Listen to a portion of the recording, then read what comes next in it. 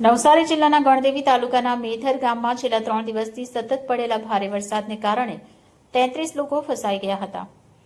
કેન્દ્રીય જળશક્તિ મંત્રી તેમજ નવસારીના સાંસદ શ્રી સી.આર. પાટીલજી દ્વારા રાજ્ય સરકાર સમક્ષ તાત્કાલિક રજૂઆત કરવામાં આવી હતી. ત્યારબાદ ગુજરાતના મુખ્યમંત્રી શ્રી ભૂપેન્દ્રભાઈ પટેલ તથા નાયબ મુખ્યમંત્રી શ્રી હર્ષભાઈ સંઘવીના માર્ગદર્શન હેઠળ જિલ્લા વહીવટીતંત્રને તાત્કાલિક જરૂરી કાર્યવાહી કરવા સૂચના આપવામાં આવી. વહીવટીતંત્ર દ્વારા હેલિકોપ્ટરની વ્યવસ્થા કરીને મેધર ગામમાં ફસાયેલા તમામ 33 લોકોને સુરક્ષિત રીતે રેસ્ક્યુ કરી સલામત સ્થળે ખસેડવામાં આવ્યા હતા.